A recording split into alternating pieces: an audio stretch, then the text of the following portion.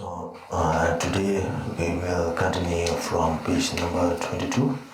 We have to be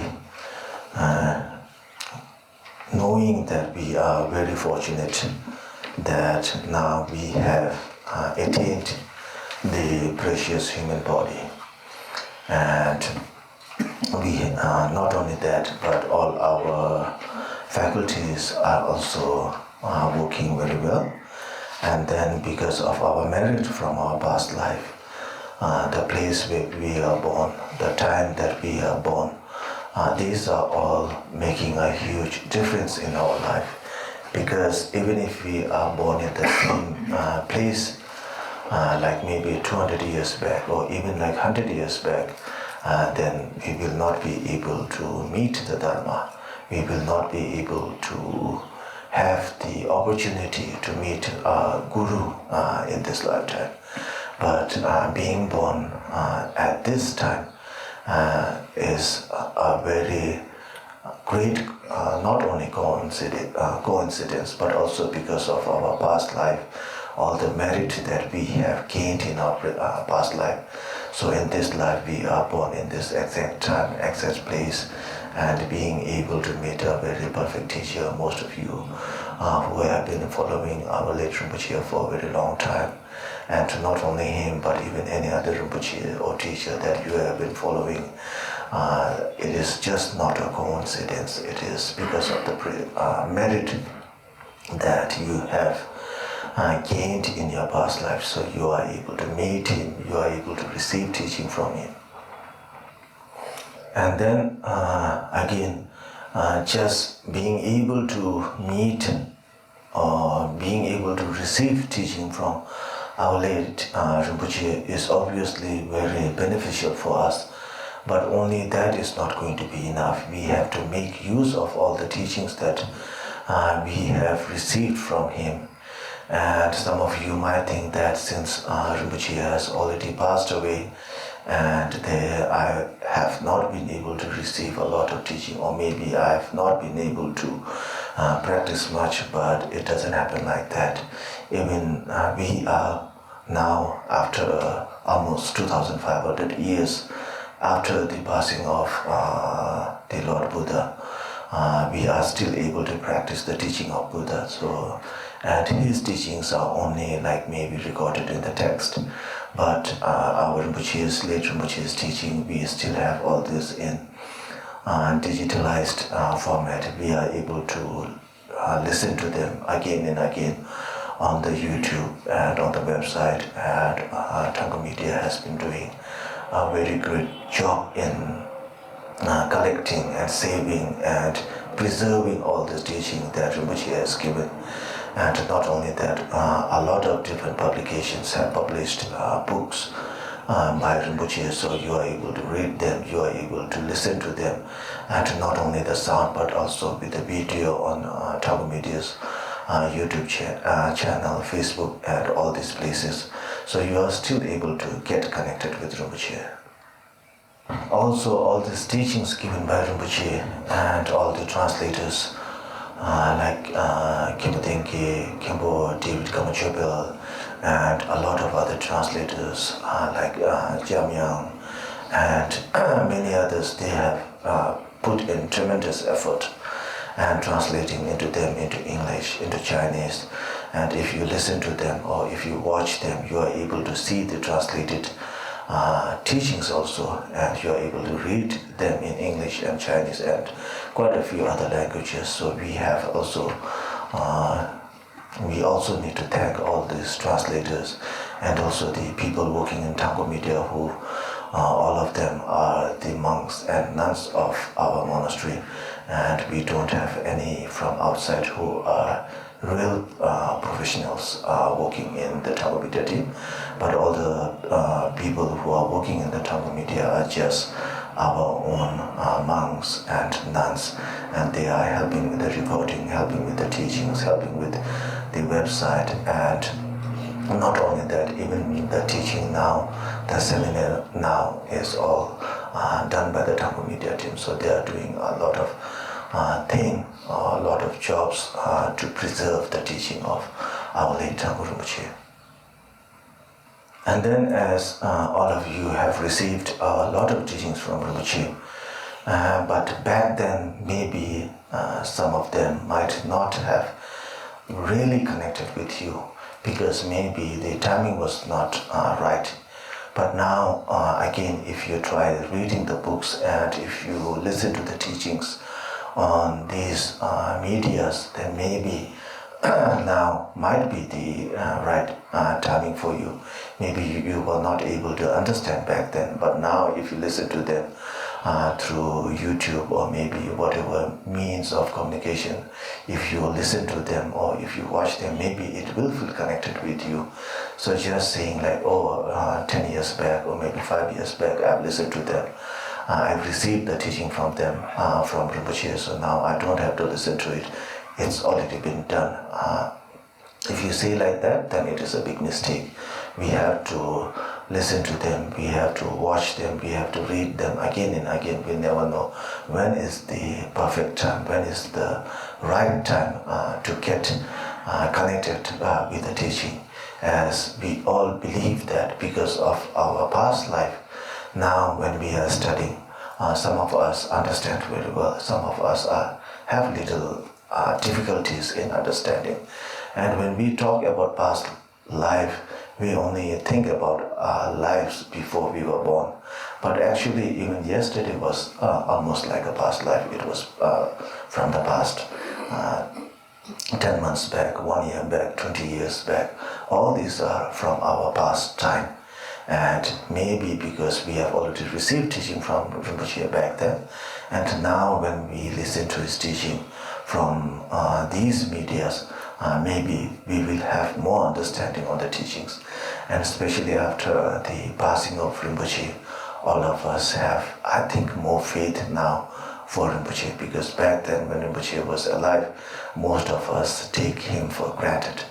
But now when he is not here, we do know how important he was and how difficult it is for all of us when we are practicing the Dharma. And when we have more faith and devotion, and when we listen to the teachings, I think it is going to be of more benefit for all of us. And like the Buddha himself said, he can only show us the path, but to walk on the path, it is up to us. There is nothing he can do. He can only show us the path. So just like that, I think Rinpoche had shown us all the path. So if we listen to the teachings or if we read the books, Rinpoche has spoken from the teachings of foundation, which is the basic practice in Buddhism, till the teachings of Mahamudra practice. So whatever practice we need to learn from right from the beginning till the end, all the teachings are there, given by Rinpoche himself. And even if you look at all the teachings that he has given, if you want to listen to them, and only and like even if you don't want to like listen to the teachings that you already received from Rinpoche directly, but again there are a lot of other teachings that you are not able to attend, because Rinpoche gave teachings all around the world. So all of us definitely were not able to make to all these teachings. So there are like hundreds and hundreds of different teachings on the media and website and everything. So even if you think that you have received most of the teaching, I'm pretty sure there are lots of other teachings that you were not able to attend. And even if you have received all this teaching, it doesn't make it is still very useful for you to listen to them again and again. Just thinking that, I've received this teaching once, I don't have to receive it again. You should not be thinking like that. We should keep on receiving these teachings. We should keep on practicing these teachings until we get rid of all our negativity from our body, speech and mind. And then some students do come to me and say that now they feel very empty since Rinpoche has passed away. But actually we have to believe that when we think about Rinpoche, it is not the body of the Rinpoche that we should be thinking about or wishing about, because the body is impermanent And we being a Buddhist practitioner for such a long time, we have to accept about impermanence. But what we have to think is we have to think about the speech and mind of the Rinpoche.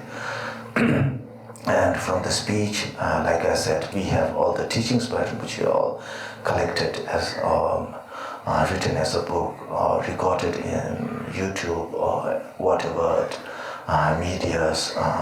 We have all these teachings, and his mind is still connected with us, even though he has left his physical body. But we do believe that he is still looking upon us with compassion and joy and everything. So we should not feel like, oh, we have been separated. We are still connected with Rinpoche.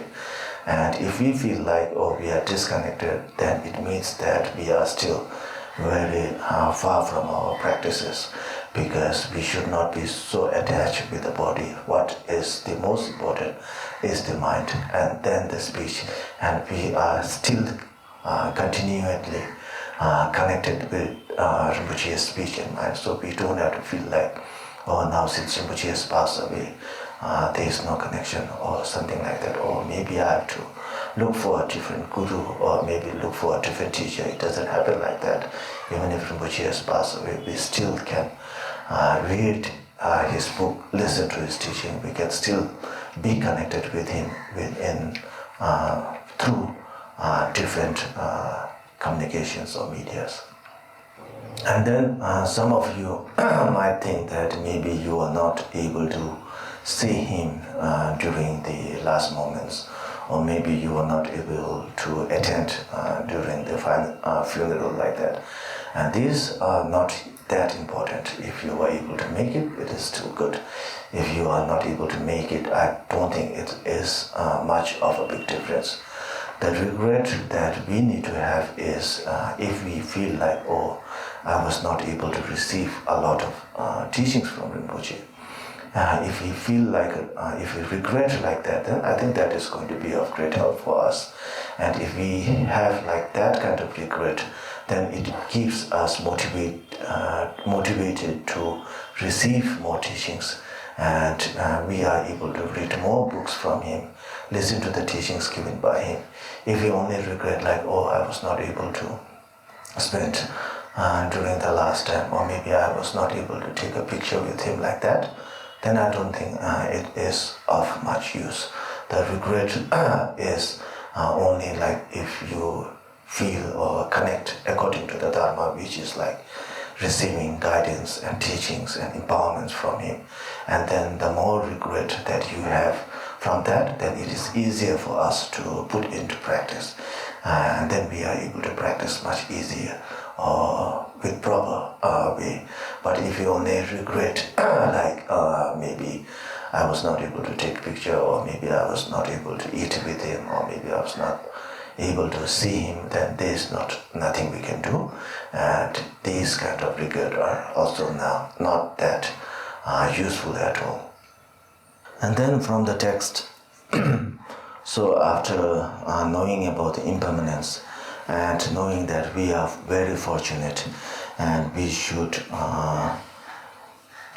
give up on the 10 non-virtuous act, and not only that, but just not giving up on the non-virtuous act, but we also have to do the virtue act, like from the first one, from the body, like instead of just not taking things from others, or maybe just not taking that is which is not given, we should practice in giving things to other beings.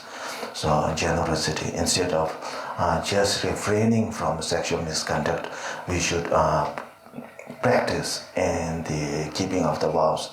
Instead of just refraining from lying, we should try to practice in speaking the truth of talking about Dharma. So I think these are quite easy to understand when you read through the text.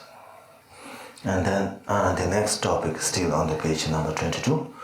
And when we look at our life, so we have been doing quite a lot of different things, different activities till now.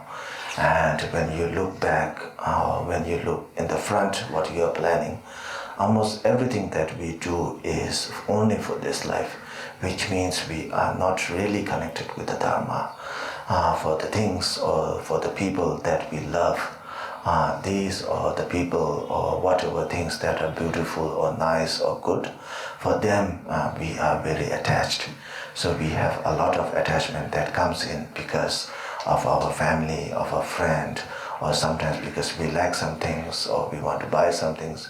We go to the market, we see something nice, then we get attached. And these kinds of attachment are again not that useful for us, because when we die, even if we have a big house, we are not going to be able to take that. Even if we have lots of wealth, this wealth cannot be of any help to us. Even if we have like lots of servants, all these are not going to be of any benefit to us in our next life. And the other thing is, it is not the things that are beautiful or nice or good or things that we love. It is the things that we don't like, which we normally say we hate.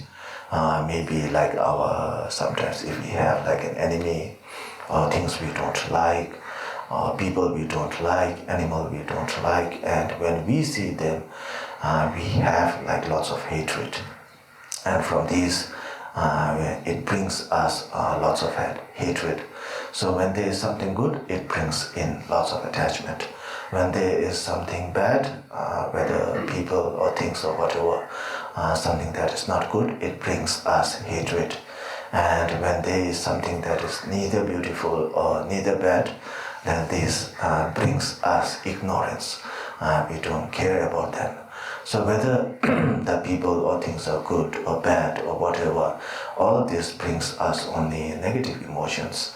It is whether bringing in attachment or maybe anger or ignorance. And these three are the main poisons that is making us not be freed, not making us tied to this samsara. So we are not able to be free from this samsara. So we have to know that all these are just a distraction for us in our practice. And then to get rid of these three poisons, what we have to do is we have to meditate on our mind. And when we talk about meditating on our mind, so all the practices that we do, even the practice of loving kindness and compassion, that is the practice of meditating on our mind. Even if we practice creation stage, completion stage, these are also the practice of meditating on our mind.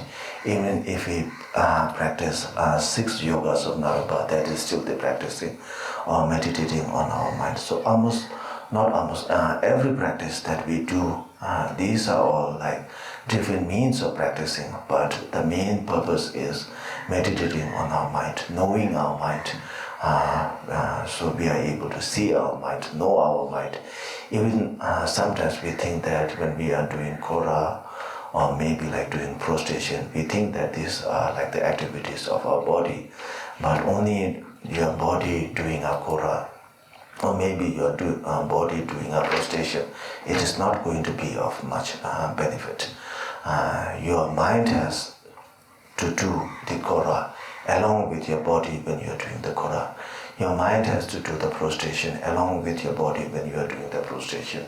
And only after that, then your kora or prostration or whatever practice you are doing is going to be of benefit.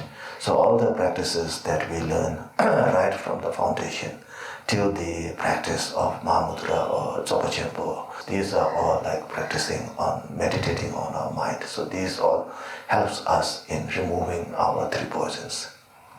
And then page number 24, the next topic. And then after being born in the very perfect time, being able to meet a perfect guru, so we have to make use of this life that we have. We have to at least have some bodhicitta in our mind during this lifetime. And for that, without any cause, we are not going to have the bodhicitta. Without or being mistaken will also not bring you any bodhicitta. So when we say without cause, it means like without accumulation of merit, we are definitely not going to achieve any bodhicitta in our life. And then again, without or being mistaken also will not bring us any bodhicitta, which being mistaken means like having the view of extremist view or wrong view like that.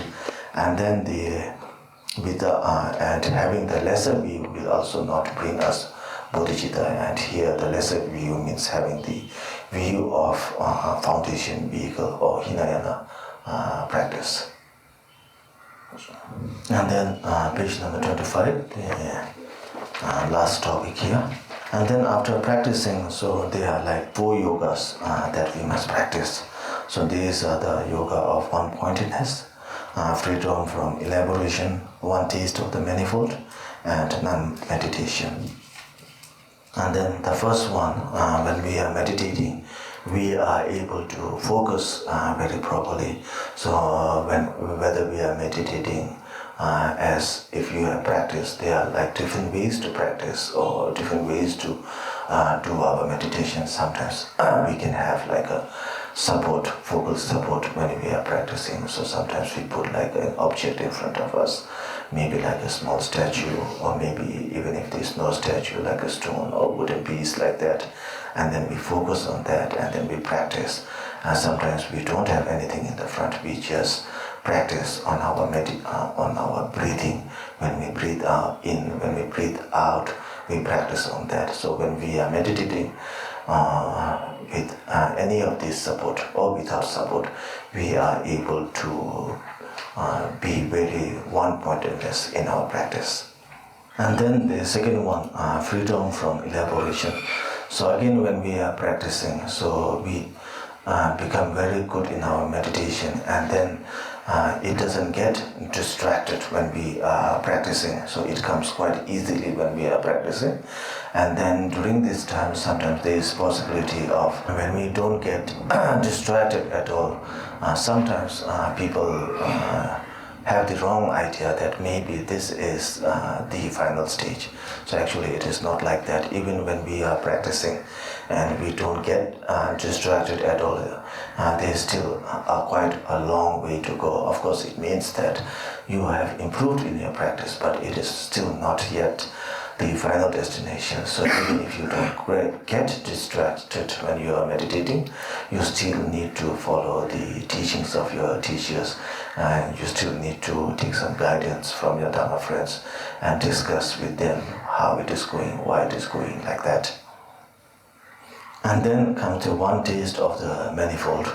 So here what happens is not only during your meditation stage, but also when you are doing like your normal activities, because all of us has like meditation stage and post-meditation state. When we are inside the hall, when you are sitting in your seat cross-legged when you are meditating, so that is different. But again after that, when you are walking or when you are going out, when you are eating, that time there is a possibility of getting distracted. Only when you are on your cushion, then your meditation goes very well. But here, even when you are outside, even during that time, it becomes almost like same as when you are in the meditation state or your session state. And if it happens like that, it means you have reached here. But again, here, when your mind is very controlled, even during that time, there is possibility of again having some problem in your practice. You might think like, now I have reached the same stage as most of the realized masters, and again there will be some obstacles in your path, so you still need to continue with receiving teachings or getting guidance from the teachers. And then comes the last one, non-meditation stage. So here, even if you are in the meditation state or maybe outside, almost everywhere you are still in the meditation state. Even if you don't want to do meditation, you will still be in the meditation state. And here it doesn't mean that when you are in this state, it doesn't mean that you will not have loving kindness, compassion, like that. Even in here, it is filled with loving kindness and compassion. So everything you do is with loving kindness and compassion. So that completes the teaching. Okay, thank you all for coming.